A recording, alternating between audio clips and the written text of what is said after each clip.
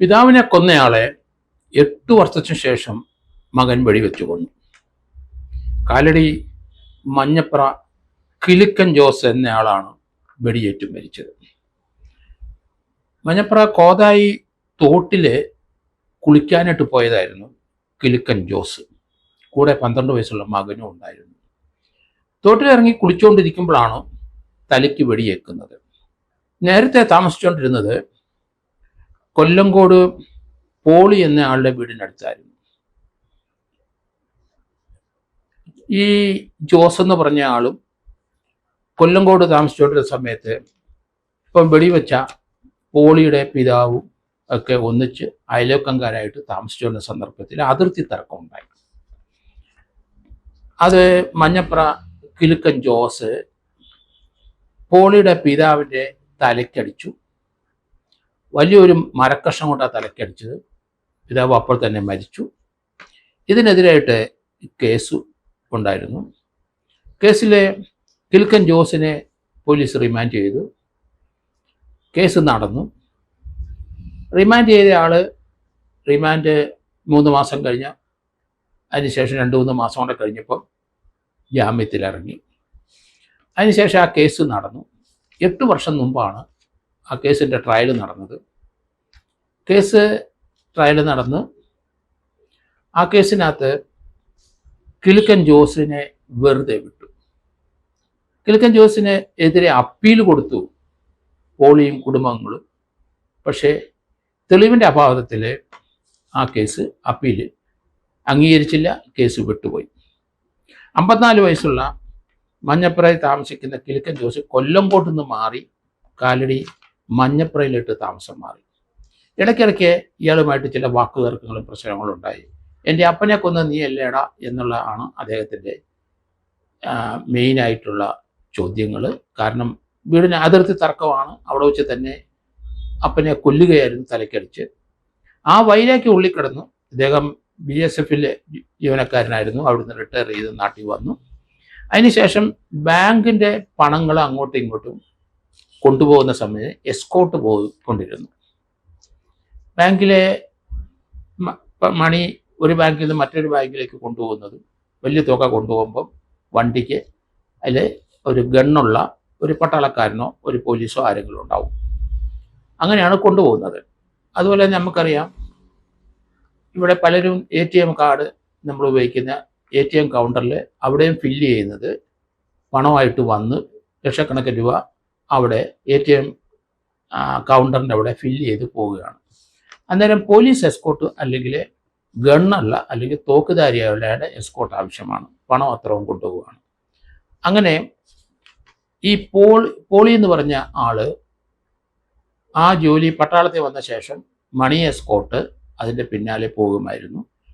ആ ജോലി ആയതുകൊണ്ട് ഇദ്ദേഹത്തിന് ഒരു തോക്ക് ലൈസൻസ് വേണമെന്ന് അതിനെ അപേക്ഷിച്ചു. ഈ ജോലി ആയതുകൊണ്ട് പട്ടാളക്കാരനാണ്, ഇദ്ദേഹത്തിന് തോക്ക് ലഭിക്കുകയും ചെയ്യും.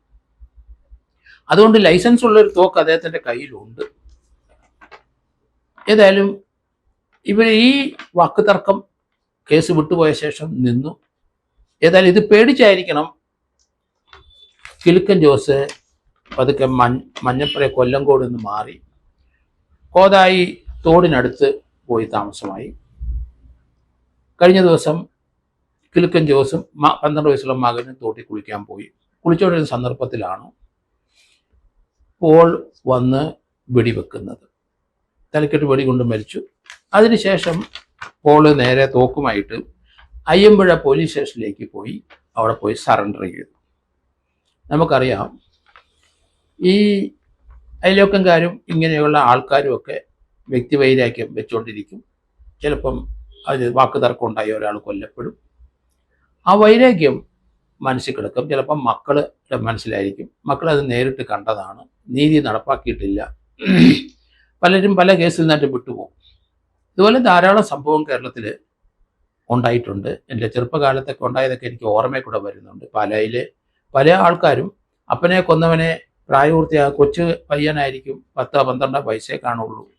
പക്ഷേ 10, 25, 26 വയസ്സായി കഴിഞ്ഞാൽ അപ്പനെ കൊന്നവനെ അല്ലെങ്കിൽ ചേട്ടനെ കൊന്നവനെ ഈ മകൻ അല്ലെങ്കിൽ ഈ അനിയൻ വളർന്ന് വലുതായി കഴിഞ്ഞാൽ തിരിച്ചു കൊല്ലുന്ന സംഭവങ്ങൾ ധാരാളം ഉണ്ടാവും. കാരണം അവർക്കത് അംഗീകരിക്കാൻ കഴിയില്ല. നിഷ്കരണം തൻ്റെ അപ്പനെയോ ചേട്ടനെയോ വധിക്കുന്നത് നേരിട്ട് കണ്ടതാണ്. അപ്പോൾ അങ്ങനെയുള്ളത് മനസ്സിൽ കിടക്കും. അത് വൈരാഗ്യം വരും, തിരിച്ച് അടിക്കും. ഇപ്പോൾ സംഭവിച്ചിരിക്കുന്ന അങ്ങനെ തന്നെയാണ്. കാരണം നമ്മൾ ചെയ്യുന്ന ഓരോ പ്രവൃത്തിക്ക് തീർച്ചയായിട്ടും ഒരു തിരിച്ചടി ഉണ്ടാവും എന്ന് മനസ്സിലാക്കിക്കോണം. അതുകൊണ്ട് വാളെടുത്തവൻ വാളയില് എന്ന് പറയുന്ന ബൈബിൾ വാക്യം നമുക്ക് ഓർമ്മ വരും.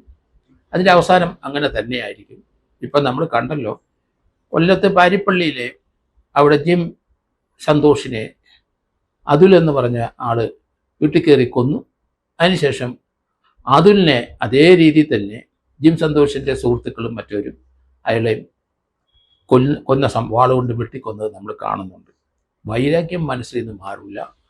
ഒരു അപക്വമായ ആ ചിന്തകൾ അത് തിളച്ചുകൊണ്ടിരിക്കും. കാരണം ആളെ കാണുമ്പോൾ അത് തിളച്ചു പൊങ്ങും. പല സന്ദർഭത്തിലും ഈ ജോസും ഈ പോളും തമ്മിൽ അപ്പൻ്റെ മരണത്തെ സംബന്ധിച്ച് വാക്കുതർക്കം ഉണ്ടായി.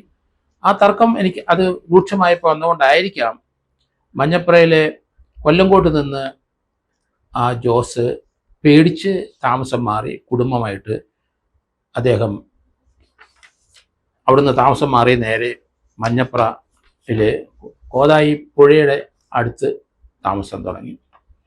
അവിടെ വന്നും വഴക്കുണ്ടാക്കി പല സന്ദർഭത്തിലും പോള്. പക്ഷേ ഇപ്പോഴ് അതിൻ്റെ നീതി നടപ്പാക്കാൻ കോടതിക്ക് കഴിഞ്ഞില്ല എന്ന് പൂർണ്ണമായിട്ട് വിശ്വസിക്കുന്നു. കേസ് വെറുതെ പോയി. കുറച്ച് ദിവസം പുള്ളിയെ റിമാൻഡ് ചെയ്തെന്നല്ലാതെ ശിക്ഷയില്ല. അതിന് അപ്പീൽ കൊടുത്തു കഴിഞ്ഞപ്പം തെളിവിൻ്റെ അഭാവത്തിലാണ് അദ്ദേഹത്തിനെ വെറുതെ വിട്ടത്. അത് അംഗീകരിക്കാനായിട്ട് പോളിന് കഴിഞ്ഞില്ല. അതുകൊണ്ട് അദ്ദേഹം തനിക്ക് ഒരു തോക്ക് വേണം, ആ തോക്ക് തൻ്റെ പട്ടാളക്കാരനാണ്, എക്സ് പട്ടാളക്കാരന് തൻ്റെ ജോലിയുടെ ഭാഗമായി നിയമപരമായി അപേക്ഷിച്ച് ഒരു തോക്ക് അദ്ദേഹത്തിന് ലഭിക്കുകയും ചെയ്തു. അത് തൻ്റെ ജോലിക്ക് ഉപയോഗിക്കുകയും അതേ സമയത്ത് സന്ദർഭം വന്നാൽ വൈരാഗ്യം വെച്ച് തീർത്ത് അങ്ങനെ കൊല്ലണം എന്നുള്ള ആ ചിന്ത കൊണ്ടായിരുന്നു ഇത്രയും വർഷം നടന്ന്. 8 വർഷത്തിന് ശേഷമാണ് ഇന്നലെ ആ കിലുക്കൻ ജോസിനെ തലയ്ക്ക് വെടിയുതിർത്തത്. അങ്ങനെ അദ്ദേഹം കൊല്ലപ്പെട്ടു. മകൻ്റെ സാന്നിധ്യത്തിലായിരുന്നു. 12 വയസ്സുള്ള മകൻ അത് വിറ്റ്നസ്സാണ്. ഇതേ രീതിയിലുള്ള വളരെയധികം കഥകളല്ല യഥാർത്ഥ സംഭവം കേരളത്തിൽ പല സ്ഥലത്തുള്ളത് നമുക്കെല്ലാവർക്കും അറിയാം. ഏതായാലും ഇങ്ങനെയുള്ള ആൾക്കാർ വാശിയും വൈരാഗ്യവും ഉള്ളവർ തീർച്ചയായിട്ടും കൗൺസിലിങ്ങിനൊക്കെ പോകണം. കാരണം ഒരാളെ കൊന്നു, ശരി തന്നെ, അത് അംഗീകരിക്കണം. അത് അംഗീകരിക്കുക എന്ന് പറഞ്ഞാൽ പലപ്പോഴും പലർക്കും കഴിയില്ല. മക്കൾക്കും രക്തബന്ധികൾക്കും കഴിയില്ല. എത്രയോ സംഭവങ്ങൾ നമുക്കറിയാം കേരളത്തിൽ ഉണ്ടാകുന്നു. അതുപോലെ തന്നെ ഇവിടെ സംഭവിച്ചിരിക്കുന്നു. ആ പോളിനെ തൻ്റെ പിതാവിനെ കൊന്നത് നേരിട്ട് കണ്ട വ്യക്തിയാണ്. അത് അംഗീകരിക്കാൻ അദ്ദേഹത്തിന് ഇതുവരെ ഇത്ര വർഷങ്ങളെടുത്തിട്ട് കഴിഞ്ഞില്ല. പകരം തീർത്തു. അത് അയ്യമ്പുഴ പോലീസ് സ്റ്റേഷനിൽ പോയി സറണ്ടർ ചെയ്യുകയും ചെയ്തു.